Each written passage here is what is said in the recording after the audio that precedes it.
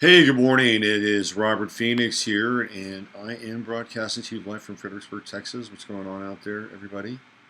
We got a good signal over on the 15 minute side, and waiting for that to hook up over on the YouTube side of things. YouTube has been not very cooperative, let's put it that way. Let me just try to refresh the screen here on YouTube, see what I get. And all right, so I think we're starting to make some contact. Feels like the old days of television, doing this in this sort of way. Okay, so what do we got? What do we have? What do we have? We've got over here on the other chat room, over on the 15 minute side. Good morning. There we go. And over on the YouTube side, what we got going on? There's Charles. There's BB. Hey, BB. Ani, Justice, Isla. Here I am. Now you can see, you can look at me, and you're ahead of time, and I'm ahead of time, and you're not. You're catching up. It's okay. It's all right. We're all here together in spirit. This is Robert Phoenix, and you are listening to 15 Minutes of Flame. A bit of the preamble there. What's happening, everybody? Of course, there's a lot going on in the world. Always is. We're in the post-full moon phase. Boy, that full moon was great. I loved it. I totally loved that full moon. Of course, it was in my first house. It was conjuncting my Jupiter. And I started a new Facebook group. And that's in conjunction with Rob Chopra, my buddy Rob, 11th House Rob. And it is the 11th house, and it's based on astrology. It's a great little group. And if you're not there, come on over. I'll invite you. We were jamming yesterday. People were putting their charts up, going back and forth. It's a pure astrology page.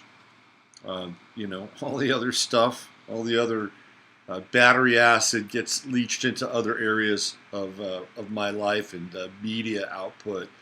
So if you're into astrology and you want to jump in and dive into charts and symbolism, it's there, and it's there for you.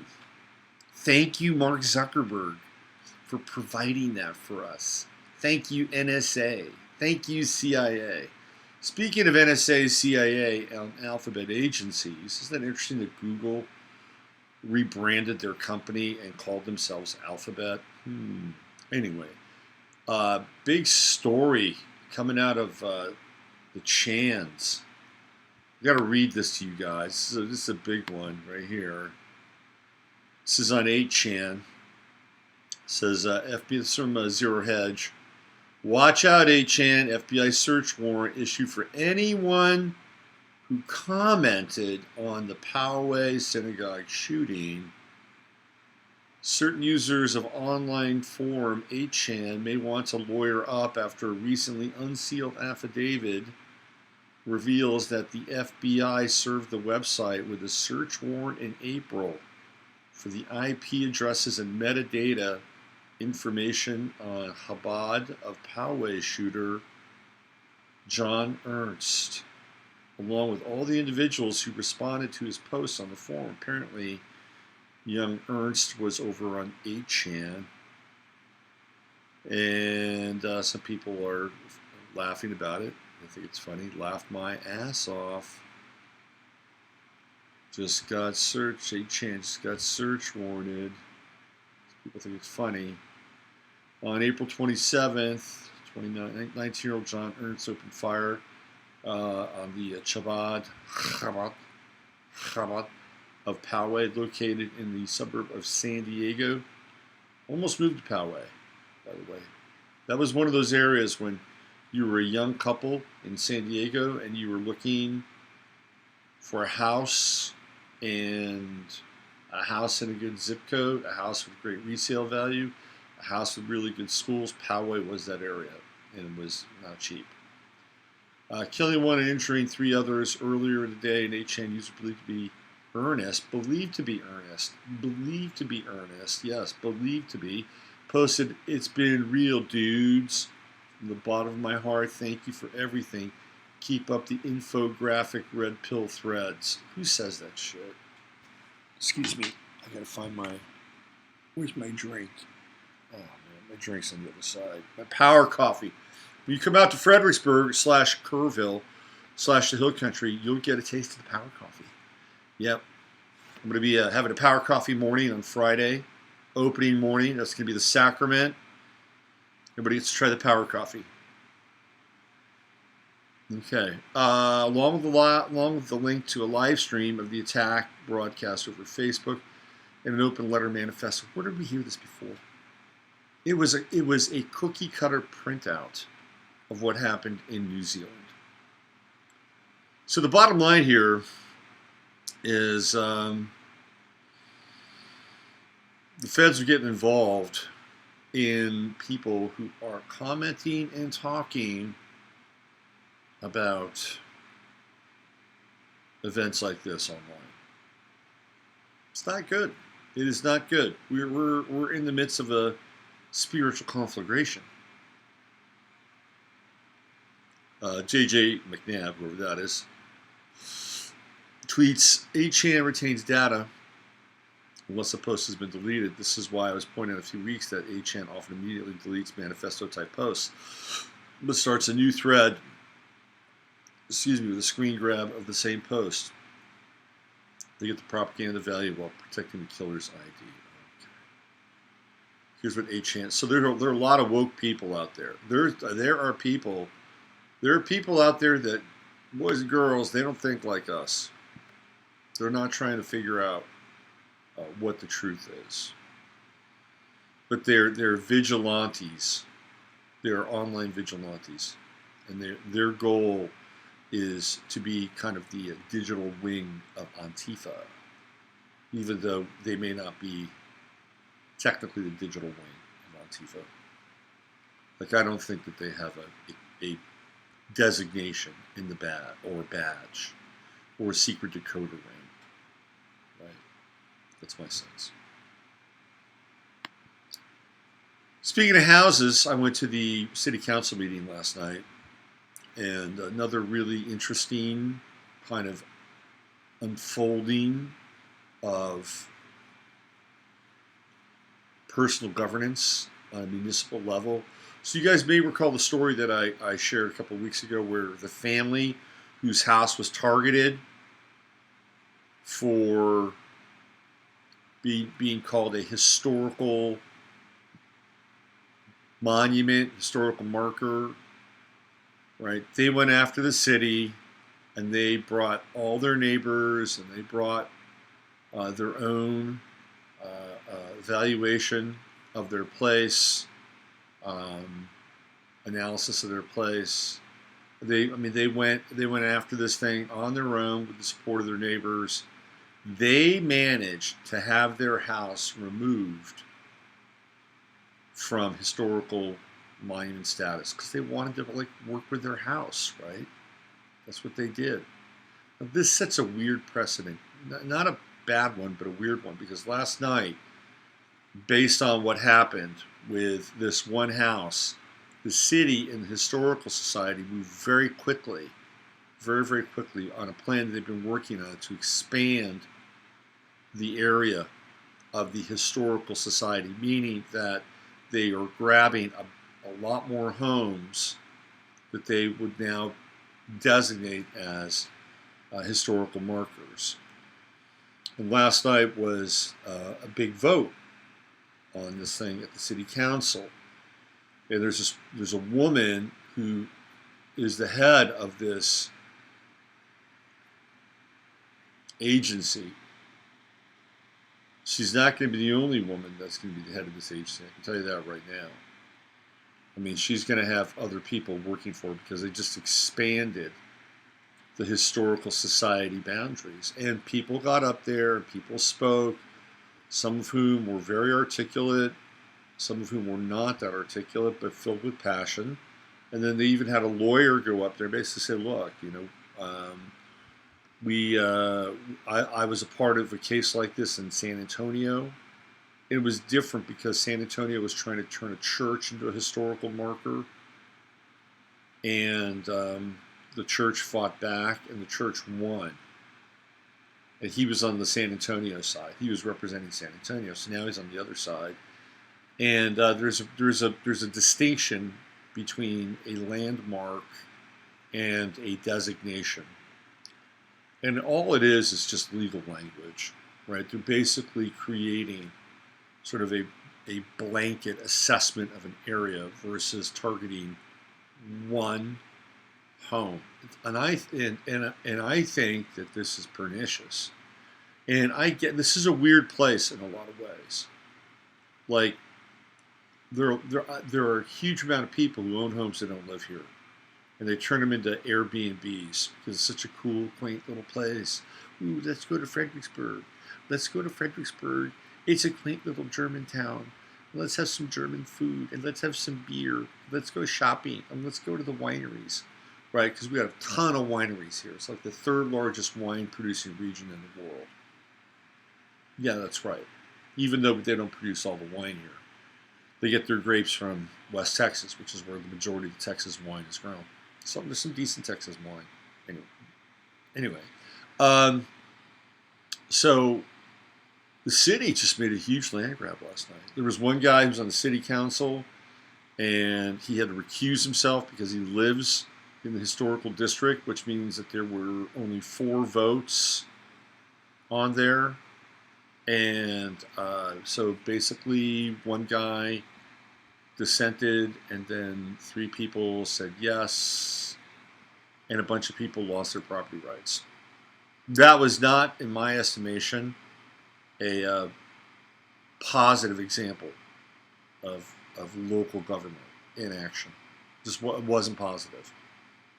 Because now they've got to go through, everybody's got to go through this one board to make sure that they can do what they need to do with their homes. Now I get it. The city's trying to preserve its character. They don't want McMansions. I totally get that. This is one of the challenges of modernization. And, you know, one could make a case that the times determine how a place looks. You know, that at a certain point in time, a town looked a certain way.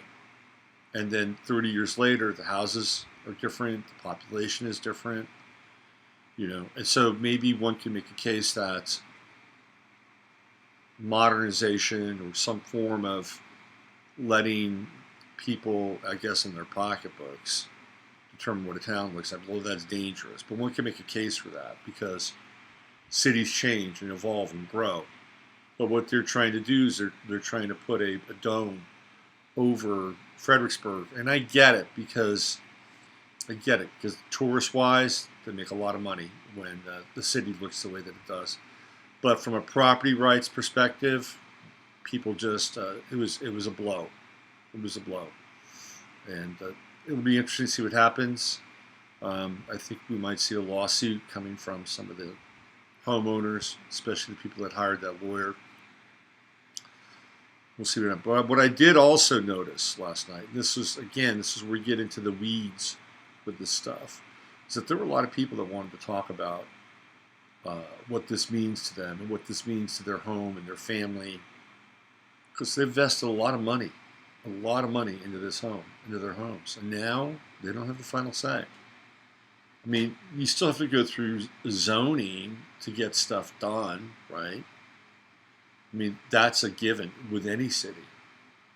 But now they've got to go through another layer. They've got to go through another bureaucratic layer. And they basically shut down the time that people could go up and talk. And then they pushed this vote through. It was not a pleasant look, I have to say. It's not a perfect system. It is not a perfect system, and it wasn't a great look. Anyway, just thought I'd give you an update. So, a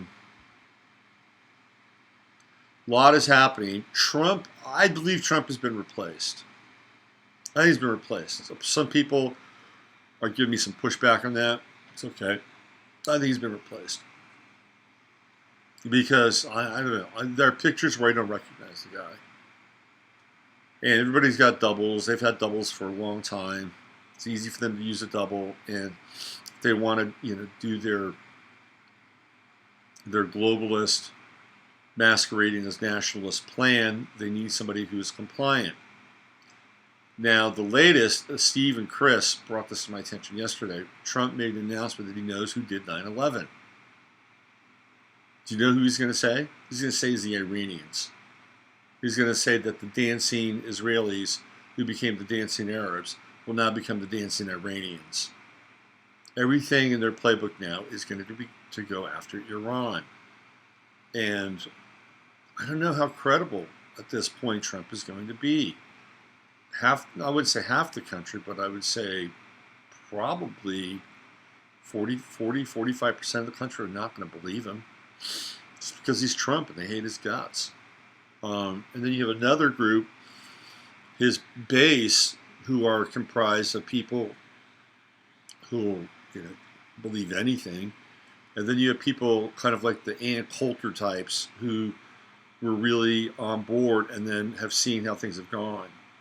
Now, also apparently Trump and ICE is about to deport about 1 million illegals starting next week. That's what I've heard. And on the back end, they started to do deals with Guatemala to keep the people from leaving Guatemala. How about that? Yeah, maybe making life in Guatemala a little bbit better, which is what I've been talking about for a while. Anyway, there's a lot going on behind the scenes there, but I'm not convinced. We're going to have to see how all this plays out, but keep your eye on next week when we get into the border stuff, right around the beginnings of the full moon cycle, the eclipse cycle, which is going to be on the new moon.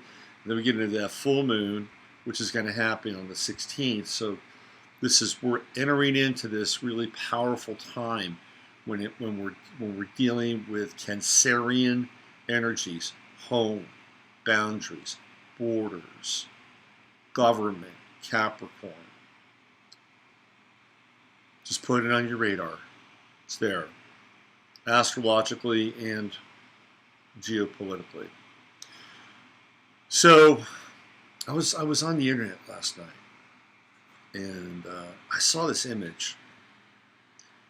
And this image that I found, to me, it's disturbing. And it's not disturbing due to the individual. Let's be clear. The individual has a right to do whatever they want to their body. People can sleep wherever they want to sleep with. I'm not here to tell people that they can't do that. I think it's part of the country.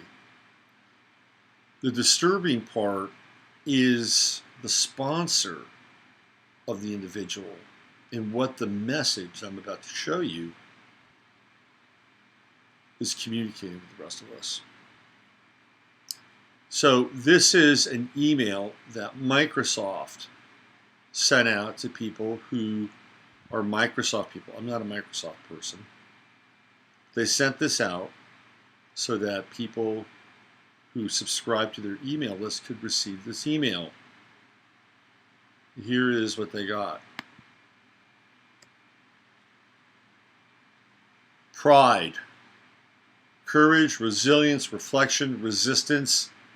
And here's the word that really bothers me, is decolonization. It's already started, Anna. So this is an image. Now, Anna is probably Arnold, who became Anna. Okay, whatever. But this is the trend that corporations are trafficking in. And it is the business of politics and sexual politics. And it's very clear that there is a broad-brushed stroke that corporations now are painting the social canvas with. There is a blueprint and there is a plan afoot. And the plan is indoctrination.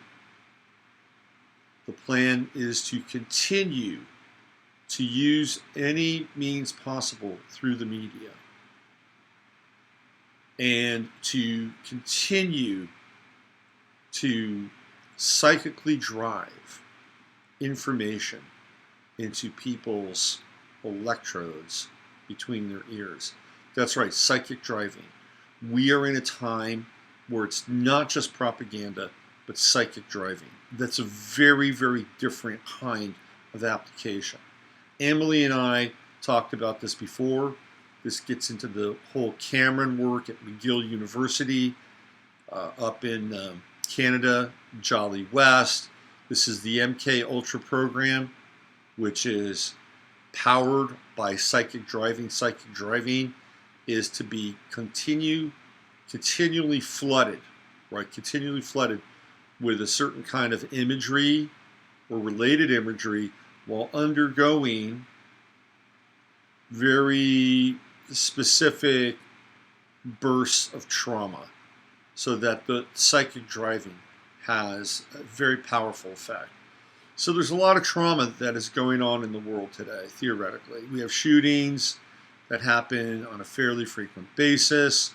We have a lot of Sturm und Drang. We have a lot of drama. If you're a young person trying to get into the world, understand the world, young people tend to be sensitive. They don't get, when you get older, you get crusty. That's what happens. You get scale, right? It's kind of scale develops. Like, fuck it. When you're young, you don't have that scale, so you're very sensitive, like very permeable membrane when you're younger. And so these events come in, it's like, holy shit, what's going on with the world? The world sucks, the world's dangerous, the world's crazy, please make it safe, make it safe, make it safe. Right? Nobody's making it safe. Where do all the parents go? And then all the imagery starts flooding in. And then you get the propaganda, Ministry of Propaganda. That starts flooding everybody. And then the next thing you know, people are beginning to show different personality characteristics, different personality traits. Then you throw in what's in our environment. Then you throw in the frequencies. And all of a sudden, we've got a mutated species on this planet. We don't even have the type of humanity that we recognize anymore. Now, you may think that I'm living in the past here, but I'm not. I am a witness to what's taking place, and so are you. And I think if you really look deep down into your heart, you'll admit that this is going on. People thought that the alien invasion would take place from flying saucers or interdimensional entities stepping through portals. No, the alien invasion is happening to us. We are becoming the alien. And we're becoming alienated from our own species. That's what's happening. The decolonization, isn't that interesting? That's a very interesting term. So that could here. Let me bring it up again. Let me show you the image. Oops, wrong image. There we go. Decolonization. What the hell does Microsoft and ANA mean by decolonization? I have my thoughts about it. Maybe it means decolonization of the planet. Colonized a long time ago by various starseed and genetic modifications, the children of Noah who returned from Mars, right? Maybe it's about decolonizing them. Or maybe it's about decolonizing the colonizers. The people who went from one part of the world to another part of the world to start new worlds. Maybe that's what that suggests and means. I think it's probably one level, right? That's one level. The other level about decolonization is to take away the human species and to make way for new species, which is very alien and very different than what we've known. And we're watching it before our very eyes. And there's this massive experiment going on. And I think we're seeing the effects of the experiment. And I don't think it's going to go very well. I think it's going to go horribly wrong. That's my opinion. Now, the people at the top that are running the experiment, I think it's going to go just great. because they continue to just run the experiment. They just change the model, right? This is their new model, and they've invested a lot of money in this model, in this form of psychic driving that we're experiencing. But things weren't always that way. Things were different. Things were more harmonious.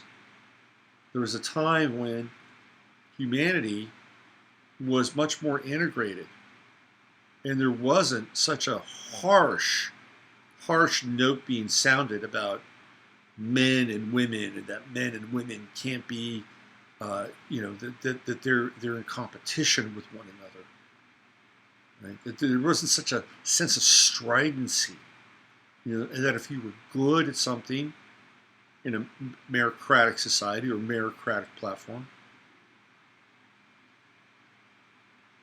meritocratic, not meritocratic, meritocratic. Add that in my ear. Thank you. That's my producer. I have an invisible producer in my head. I don't know who the hell it is, but it's like, thank you for that. Meritocratic society. You could be on stage with men, performing at a high level with men, and nobody was having to fight for it, right? There weren't illicit demands. And the same thing held true for race, the so-called race, right? Black or white or brown, if you could perform, you could play, you could be a part of the story, you could be a part of the narrative.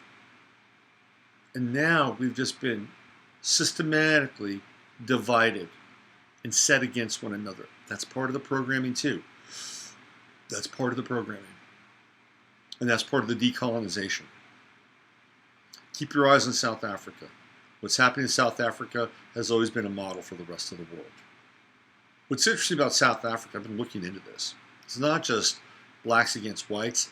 There's like 4 different groups, and one of the groups, of course, are the Afrikaners, and then there's the Zulus, and then there's a group called the Coloreds. And obviously the Zulus and the Coloreds are not the same melatonin scale as the Afrikaners. All three of them are in peril due to, I think it's the Bantu coming from the northern part of South Africa that just wants to take everybody out. So it's not just the Afrikaners. But who's here? The man. The big orange cat. There he is. Say hi, Jasper. Say hi to everybody. Can you get in here? The man. Anyway, that's the model. But it's not just the Afrikaners. No, it's those groups. And the Bantu want them all out. So we're watching something very, very disastrous happen in South Africa. It has been for a while. And that's the model. That's a global revolution. They want to do Bolshevism 2.0, but they want it on a global scale. And right now, we are in the midst of it. We are in the thick of it. Let me show you what life used to be like. This is a time when a lot of the young people in our society, in our world, have no idea that we weren't always looking around and trying to point a finger at racism or sexism or fascism or any other ism that has been weaponized. Let me show you something. This is a video from the movie Stop Making Sense with the Talking Heads. You won't hear any volume, you won't hear any music on it. I'm going to narrate over it, but I'm showing it to you for a specific reason. Here we go.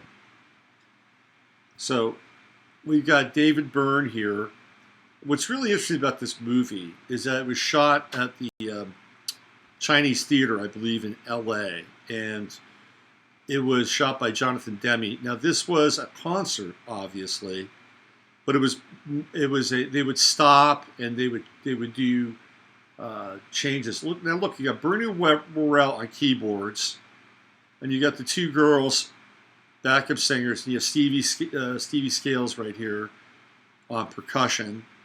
And then there's Chris France on drums. And let's see, there's David Byrne singing, Alex Weir. I believe one of the gals is Janice Pendarvis, right? And then Patty, I forget her last name. And then, of course, you've got Tina Weymouth. All right, so what do we have here? What do we have here? We've got a biracial band. Right? There's Bernie Worrell from Funkadelic. Janice came from Funkadelic as well, if I'm not mistaken. David Byrne. David Byrne, during this time, is just at the top of his game. And he really becomes this, he turns this whole idea of the rock and roll frontman on its ear. And what he does with his body during this performance is astounding. Look at him. Look how fluid he is. He's a Taurus, by the way. There he goes. Look at this. This is life during wartime. This ain't no party. This ain't no disco. This ain't no fooling around, which is a very strange song in and of itself. One of the things that I saw in this concert is that they were doing shabby chic before shabby chic was chic. It's all grays. It's all very kind of neutral tones. At one point, Chris France in the background will ditch the golf shirt, but mostly everybody else stays in the gray zone. And Byrne goes and wears different pants. But look, we have racial harmony. We've got sexual harmony, sexual unity. Nobody's making a big deal out of it. You know, and the music was amazing. It was fun, and people are playing freaking instruments. Instruments. I always thought Alex Weir was a very underrated guitar player. Look at this. This is fantastic. It's joyous. It's exuberant. Tina, she's a Scorpio. She's got a sexy Scorpio vibe. Married to a Taurus. They've been together for a long time. That's that opposition, which works in men and women. Opposite signs tend to work. So, Byrne, Talking Heads. It's beautiful. It's a beautiful thing, right? It's a totally beautiful. Look, they're just jamming. They're having fun. That was a different time. We don't see this now. And I'm not telling you this. I'm not bringing this up because, you know, I'm one of these get off my lawn guys. This is a social document of what life was like in America at one point in time. People got along, they played along, they worked alongside one another. There wasn't always this. Well, there's Jerry Harrison. There wasn't always this burning desire to point out hypocrisy and injustice. That was a learned skill. That was a learned skill that we've been inundated with by psychic driving. That's what's happened. Programming and psychic driving. Let me check with you guys in your various worlds here. I got another clip I want to show you before we get out of here today. You're seeing the Talking Head stuff. Decolonizing Africa, especially Angola, to make room for the incoming off-world population. I know CIA hires for basic services like electrical wiring and housing complexes that remain empty. Yeah, they're going to use Africa as they're going to plunder Africa's resources. That's what's happening. Chris Johnson, hey Chris, nice to see you. Not only against other, but against self. Absolutely. Phoebe says, natural luckings, you are allowed to defend yourself. I agree with that. Isla says, let's see. It's about mirroring, sending images back. Justice says the tree of liberty must be refreshed from time to time with the blood of patriots and tyrants. Isn't that what Jefferson said? Prince brought out lots of different people in the 80s, but Prince, part in the whole androgynous agenda is you. Yeah, you know, there's some truth to that. You know, the one thing about music that we've found is that nobody's clean. Like, there's weirdness even in David Byrne's background. There's, like, intelligence, weird intelligence stuff. His father was a high-level Mason. So there's, you know, he's a Scot. You know, when you go down the rabbit hole, the Scots seem to have a pretty big role when it comes to modern psychology. Cameron, this guy Cameron from Canada was also a Scot, right? Also a Scot. So I'm going to show you guys another clip. Again, this is from the 70s now. It's about 10 years before the Talking Heads. There's baggage on this one too. There's Frank Zappa. It's a Frank Zappa clip. And Zappa was right in the heart of the Laurel Canyon scene, and he was for a while the maestro of Laurel Canyon. He was running the Laurel Canyon scene with the Freaks. Frank's father worked for the military-industrial complex. He was a chemical engineer and worked in the delivery of missiles, guidance systems, all that stuff. So nobody's clean, but from a social perspective, I'm going to give you another example, right? Another example of what was happening. Here we go. So this is from a performance at the Roxy. Now watch this, okay? So there's Frank, his sax player. Okay, so here it starts with Gail Underwood, a woman, on vibraphone. Amazing. Right? Then it goes to, I think that's one of the Fowler brothers on drums. Right? White boy. Then it goes to Chester Thompson on drums. Brother. Then it comes to one of the other Fowlers on bass. Now comes to George Duke on keyboards, a brother. George Duke was amazing, by the way. Then it comes back to Zappa, and then back to his sax player. But this is Frank rapping with the audience. The song is Montana. And this, to me, this is I was never a huge Frank Zappa fan, but I watched this movie last night. And it was very clear that these guys were incredibly high-level musicians. And they would get into, I was listening to this song called Penguin in Bondage. Frank was a pervert. He was a total pervert. Penguin in Bondage. And they got into this one section of Penguin in Bondage. It was freaking amazing. It was so tight. It was so tight. You could tell that this band just rehearsed everything again and again and again. They were like a well-oiled machine on stage. And everybody could play the shit out of their instruments. And you know they loved playing with Frank, because Frank challenged them. They weren't playing pablum pop. 10 Dragon says, the name Cameron means crooked nose. Are all successful musicians in the Illuminati? I think there's a lot of roots there. There's a lot of connections. There was this band that I was really into called Mute Math. And I discovered them here in Austin back at South by Southwest in 2007. So that was 12 years ago. Right, 12 years ago. And they blew my mind. I looked at them, I watched them. First of all, I was up late and on local they were running a small Mute Math video, concert video over and over again. I'd never heard of this band. I watched that video over and over again for about the 2-hour schedule. Just kept playing the next night. Like, who are these guys? And I was going to find them. And I looked. And I've seen them 4 times since then.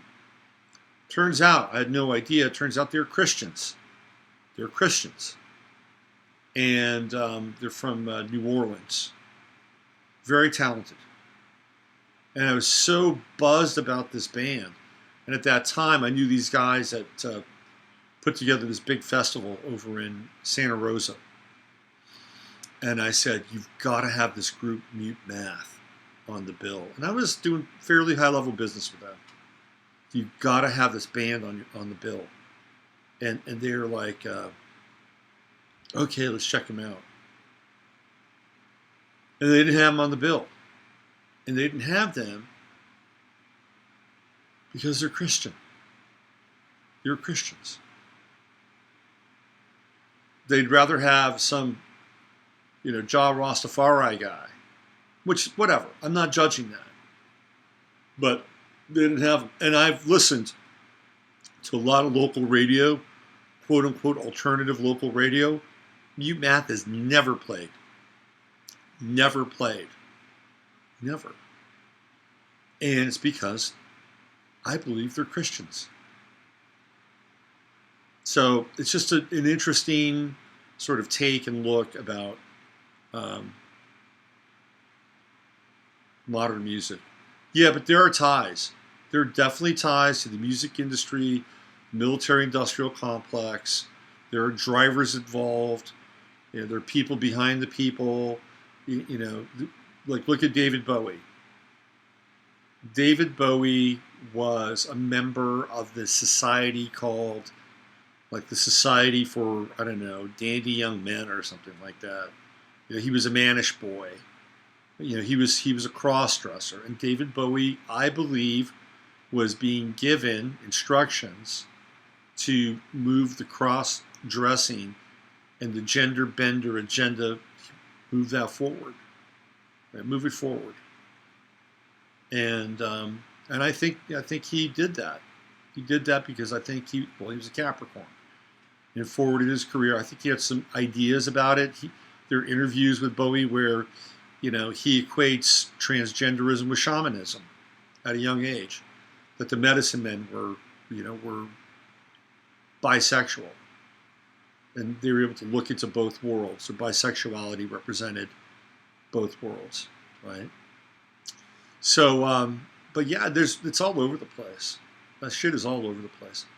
And Frank Zappa is a pivotal figure in the Laurel Canyon scene when you read that stuff that Dave McGowan wrote.